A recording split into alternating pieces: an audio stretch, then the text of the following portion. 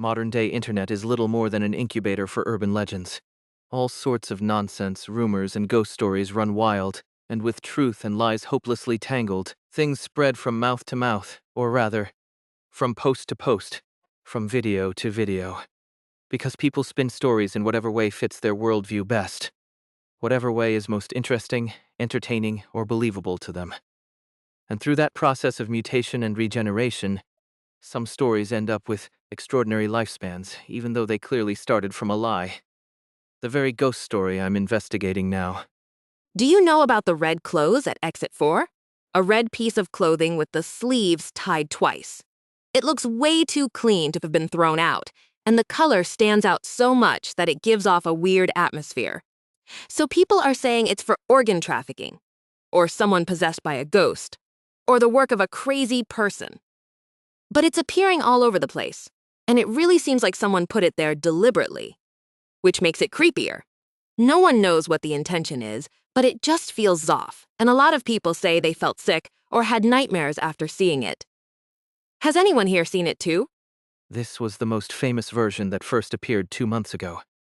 A ghost story about spotting something suspicious and eye-catching at subway exit 4. It's a report that blends the chill of encountering something strange in a mundane place with the horror born from imagination. It quickly spread through all kinds of internet forums and social media, with similar reports popping up everywhere. And now, 2 months later, the urban legend has become genuine fear. Do not touch the red clothes at exit 4. More and more people are testifying that it's a shamanistic ritual bait. They say it's meant to attach a ghost to anyone who touches it. They made it red on purpose to attract people. Don't touch it. Even getting close is risky. It's so the ghost thinks that red clothing is yours. If you're spiritually weak, just looking at it up close could bring you bad luck. Just pretend you didn't see it and walk by. Don't pay any attention. There's someone in the clothes. D sleeves are tied twice. Ugh, I have a bad feeling if it's the ritual, I know that. Isn't smut a normal shaman would use? That's something you should never leave in a crowded place. Why would someone do that? Do they have a death wish? If you check inside the clothes, I'll definitely find hair or a Gigian or smenth, right? But if you touch it to check you're an idiot? Kuh. These are just what I found and captured. Someone actually found hair and paper inside the clothes. I don't know what this is, but it feels so wrong. Everyone, be careful. And the most upvoted comment was this. Someone told me the person who checked out the clothes in that screenshot hasn't been heard from since... It's true. Apparently they sprinkled salt and even did a ritual or smeth like that, and even posted proof that all the salt was burned up. But after that, there's been no word. K, that's scary as hell. Even more chilling and eerie testimonies have surfaced. And comment sections and quote threads everywhere turned into a madhouse. There's even a rumor that the person who disappeared was reported dead? Is that for real? Isn't this about that YouTuber who picked up the red clothes and got hospitalized and kept posting about having nightmares and asking for help? Crazy. This is scary as hell. Though fuck, is there actually no one trying to figure out woes behind this? There's even shamans saying maybe it wasn't a human being who left those behind too. If you've read this far, it really feels like a terrifying twist in a supposedly true ghost story. Even now, red clothes are still being found at subway entrances everywhere, but with no involvement from authorities. Only those who know about it are left trembling in fear, watching more victims appear. But it doesn't die down, because it's still ongoing. Another missing person case added. Feels like we should report this. Red clothes found outside Seoul photo. Is this a copycat or the real thing? And people who'd been consuming these internet horror stories as casual entertainment were starting to feel the creepiness and horror so close to home that they began considering real-world measures. Even if you report it to the police, they don't do anything since it's just clothes. And apparently, a lot of police who know what it is actually avoid it, especially the older officers. We just don't know, but there must have been cases before. Can't we tip off the news or Smenth? Tried it, but they just mentioned it as an internet oddity at the end of the morning news, even when I said there was an actual missing person. They just treated me like an overreacting jobless person. and more realistic eyewitness accounts. I tried telling a station attendant, but since it's outside the exit, they just said it's not their responsibility. The other day, I saw people yelling and fighting over it. Video. Someone stared at the red clothes for a while and then collapsed. Nobody helped, so some elderly person. Of course, most of these internet ghost stories are really just a mix of coincidence, misunderstanding, and a psychological desire to believe. At first, the Disaster Management Bureau also approached it that way. An agent who witnessed the red clothes at Exit 4 attempted contact and sample collection. Afterward, they lost consciousness and were in a coma for 5 days. Symptoms of sleepwalking. Hostile reaction from their Dokkaebi flame. After regaining consciousness, they could only repeat, "I have to wear the red clothes." Afterward, that agent jumped to their death. This confirmed that the ghost story was real, and all the rumors spreading online. The agent has been stabilized through memory erasure therapy and is currently hospitalized. There is now discussion about registering the red clothes at Exit 4 as a supernatural disaster. More case studies needed. And so I, Agent Grapes, was put in charge of collecting various stories about the red clothes at Exit 4 from the internet. Honestly, it's basically a given that it'll be registered. They just want me to grab more. It's a bit spooky and creepy, but compared to fieldwork, it's really just at the level of reading ghost stories.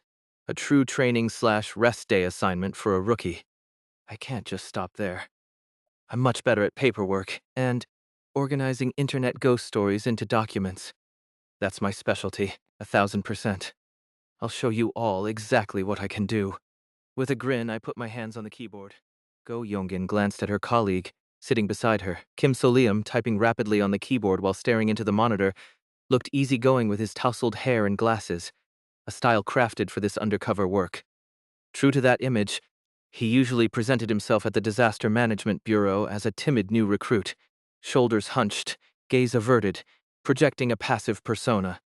But right now, the eyes behind Kim Soleum's glasses, as he looked at the computer, were filled with certainty and composure. It was the same person she'd seen at Daydream Inc., that relaxed air unique to those with keen insight and long vision, the so-called composure of someone in the know. Is he that immersed in his work? For a moment, this person's original attitude was showing through. He said paperwork was his specialty, and it didn't seem to be a lie. Go Youngin regarded her colleague, who'd become a supervisor not even 1 year after getting hired, the top recruit in their batch with complicated feelings. But soon Kim Soleum finished his last task on the keyboard with a flourish and turned to look at her as well. And just as quickly, he slipped back into his crafted passive persona. Excuse me. Agent, would you mind giving this a quick look to see if I'm doing it right? She might even learn something new. If not, at the very least, she could help her colleague get more familiar with the documentation process. Go Yonggyun looked at the computer monitor together with Kim Soleum. These are the versions of the urban legend currently collected online by the Disaster Management Bureau. Red clothes at Exit 4 Kun Ver. A red piece of clothing left standing by itself at the exit. All sorts of chilling testimonies, ominous and unsettling sightings that seemed straight out of a horror movie, filling the document in posts, comments, and videos. But Kim Soleum continued his explanation without batting an eye. As expected, things don't scare him at all. No, it's just that he's strong when it comes to text. First, I classified these witness accounts. I divided those with actual incidents from those without any substance. He sorted the document properly, too. Then an interesting trend becomes apparent. It's that real incidents happen after unsubstantial witness claims are posted. If you check inside the clothes, I'll definitely find hair or a Jijion or Semth, right? But if you touch it to check you're an idiot, cook. And indeed, hair and paper were found. Kim Soleum included the comment from the person who discovered the hair and Jidion in the red clothes. Next, there's the issue about the whereabouts of the person who found the hair and paper. Someone told me the person who checked out the clothes in that screenshot hasn't been heard from since. This comment wasn't posted after the disappearance. The news of their disappearance spread after this comment was posted. Go Youngin's face hardened. It's just like what had happened at Lookie Mart. The order is reversed. That's the nature of ghost stories.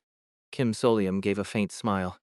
When you focus on this kind of trend, and then look at the ghost story again, you can start to see a larger pattern emerge.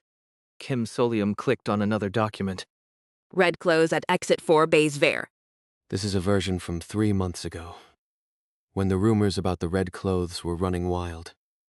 So there are theories that it's an organ trafficking marker, or someone possessed by a ghost, or just some mad person's act. All sorts of talk, but none of the things in here ever actually happened. Do you know why? Go Yongjin fell into thought. Because there are too many, so if one thing is realized, it contradicts another? And one more thing. I think it's because there hasn't been a single speculation that people completely believed in. There were just so many speculative statements, and hardly anyone spoke as if making a definite conclusion.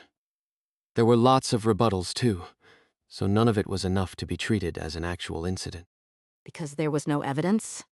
They just weren't convincing enough. Kim Soleum clicked his mouse again. But then, all of a sudden, such a story appears in the comments. A sufficiently convincing story. These repeated testimonies appear to serve as bait for shamanic rituals. This is where the situation changes rapidly. Go Yongin read through the document Kim Soleum had compiled, hardly breathing. Tricks to lure in ghosts. Someone getting attached to the clothes. Tying the arms twice not being an ordinary shamanic ritual. Instead, something meant to bring misfortune. When it comes to shamanism, unless you're an expert in that field, it's hard to refute these statements. And as soon as someone presents themselves as an expert, it just seems plausible for some reason. But they don't even have to provide any proof, like photos or credentials. Kim Soleum smiled as he reviewed the comments he had collected. If you check inside the clothes, you'll definitely find hair or a Jijon or Smeth, right? But if you touch it to check if you're an idiot? I checked that person's comment history. He works as an office worker at a steel company. But a field where it's easy to pretend. Someone who's met a shaman a few times, or read a couple of books, could easily make things up. No one knows whether these people on the internet are actually shamans, and whether it's really possible to pass on ghosts or curses in the way they describe. No one has ever credibly proven it, but because it seems convincing, people end up believing it. The effect of fear combined with familiarity. And if you look closely, these so-called experts are all telling different stories. As she read through the comments, Go Yongin barely stifled a sigh. She hadn't realized it because of the horror atmosphere and all the shamanic claims with a similar feel, but really, everyone was just cobbling together every chilling story they could find. So most of it's made up? Or maybe, not just most, but all of it. But people believed it. So you're saying that's why it became reality. Kim Soleum gave a bitter smile. The information contaminated reality in reverse. Dark Exploration Records Ghost Story. The Conspiracy of Belief. Disaster Management Bureau Registration Number 2106 PSSI.2025 BA 56.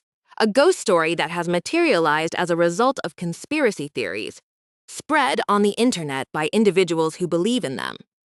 The notable aspect of this ghost story lies in its suggestion that human imagination and confirmation bias may have been the underlying cause of supernatural disasters.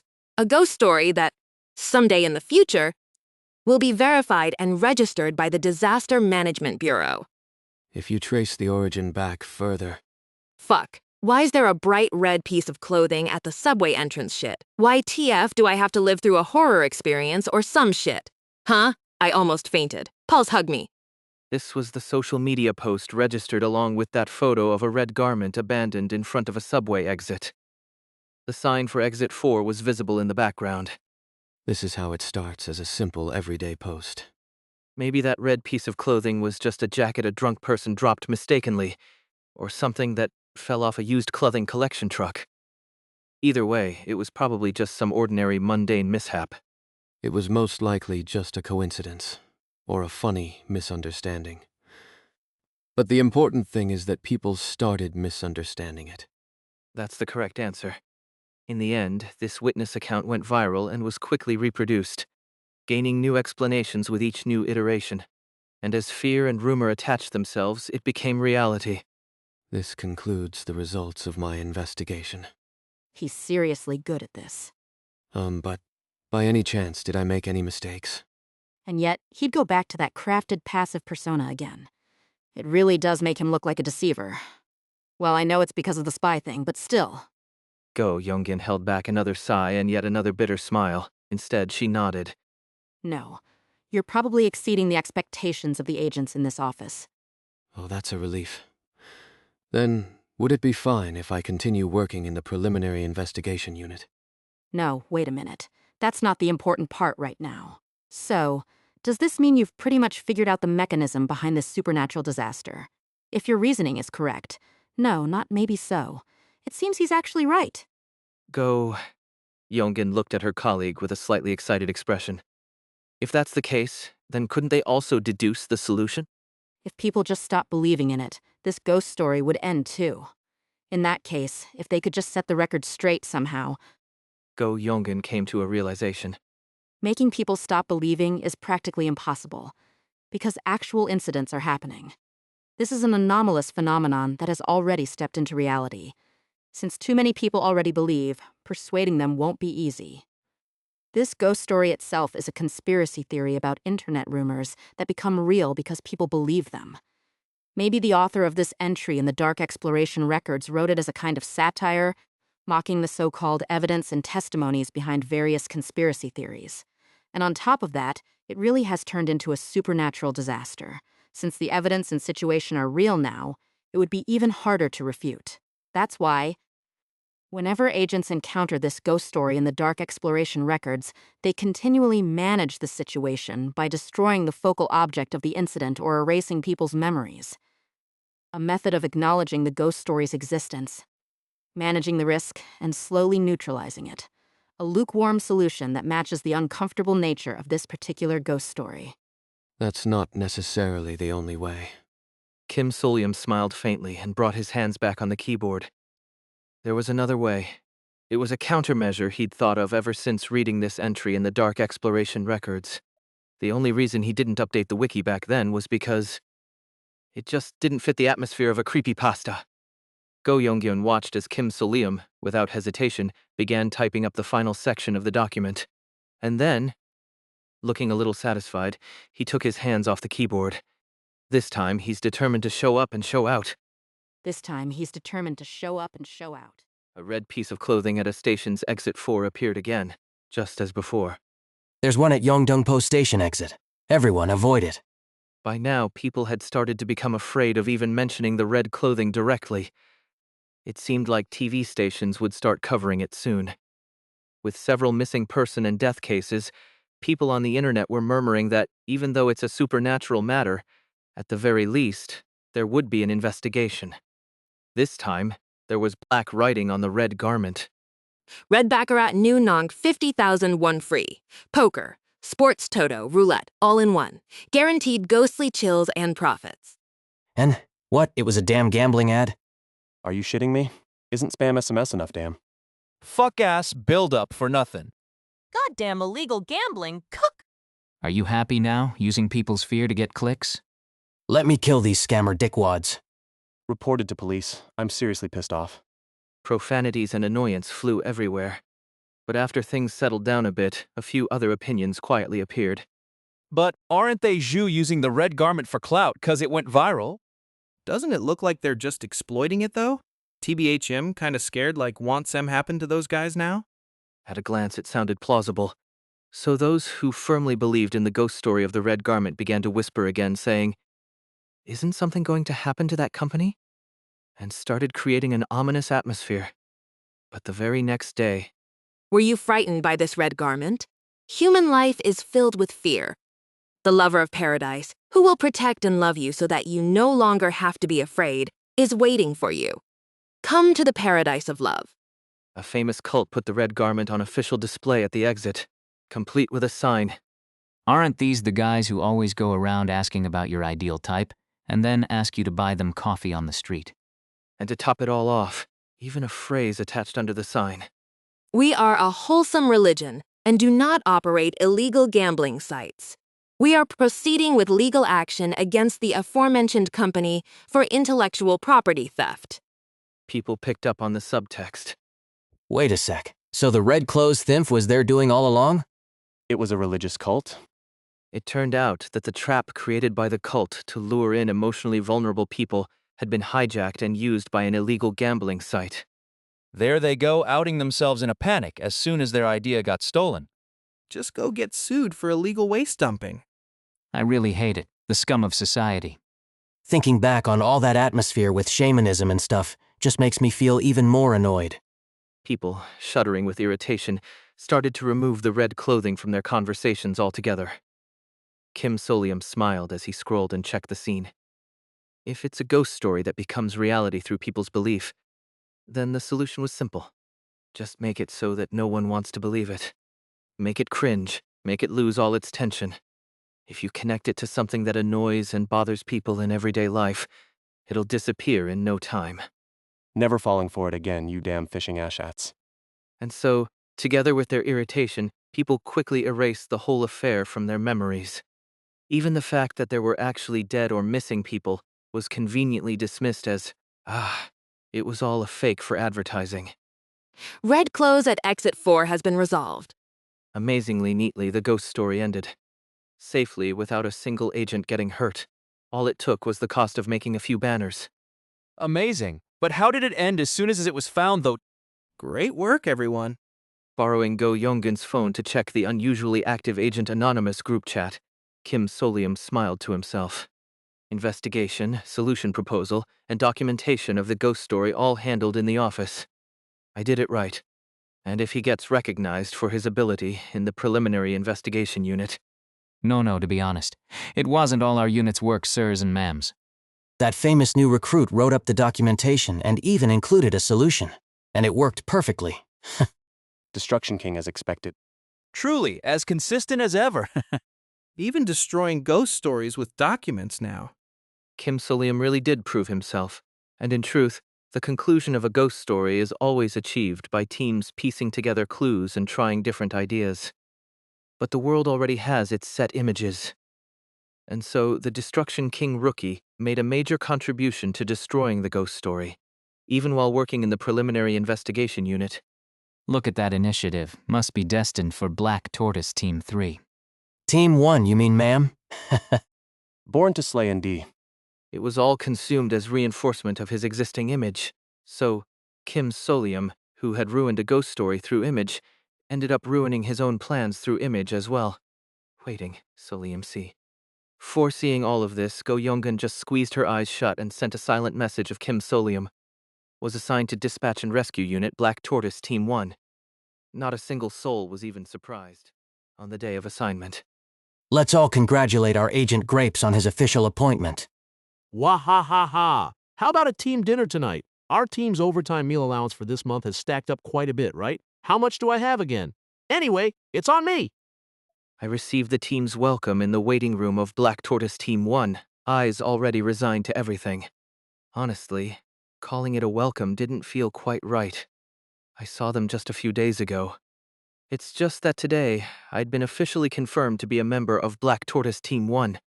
I look forward to working with you. Incidentally, the senior who said he'd do his best to voice his opinion so I could be assigned to a different team was here as well. Agent Bronze, even while shaking my hand, avoided my gaze. Yes, I know, Agent. I dug my own grave. Destruction King, let's just work diligently and try to shake off that nickname. Though I wondered if this was really okay for a spy. In the end, I gave a polite bow to Agent Choi as well. We'll be seeing each other often now, so there's no point in whining again about not wanting to join Black Tortoise Team 1. Thank you for the welcome.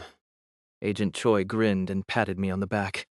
At the very least, he has a decent personality. We'll be working together for life now. Shouldn't the welcome be even more extravagant? The sense of mission in these early agents is a little scary. Let's work together for a long time, Grapesy. Anyway, Agent Choi's dinner suggestion became reality that evening. As soon as work ended, Black Tortoise Team 1 moved out to eat together. This is a place we come to often. The owner here is a retired agent.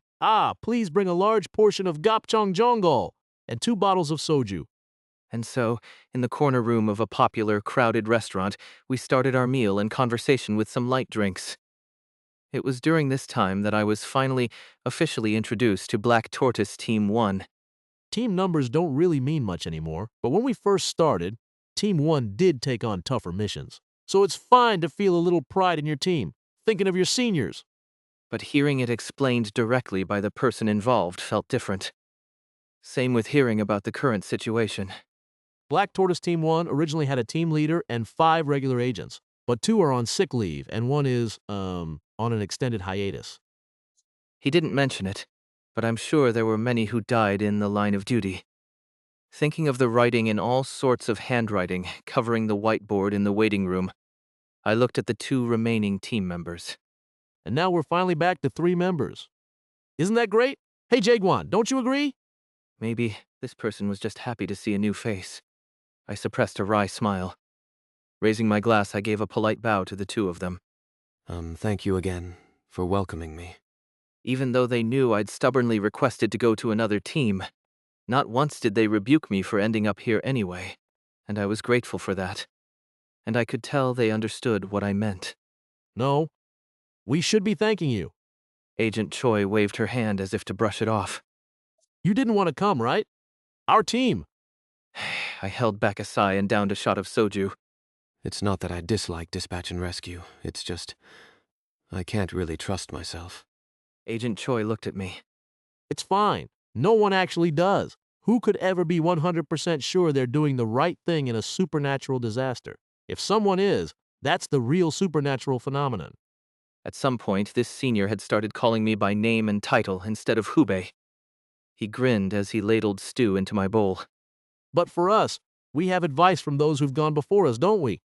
The exploration records. And as you go on, sometimes you'll want to try something yourself, even just once. Then you'll be the one giving advice to whoever comes after you. Agent Bronze's gaze turned distant, but he didn't argue. It felt like the 2 had already fought and settled this issue long ago. But there's no need to think that far ahead just yet. Agent Choi grinned and refilled my glass. Soleum, you've really had a rough time since coming here. I really couldn't deny it. But honestly, things like that only happen maybe once every 6 months. Or sometimes not even once in several years if you're lucky.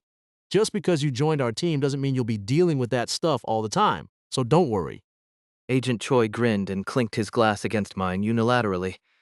And as if it was a lie, those words soon came true.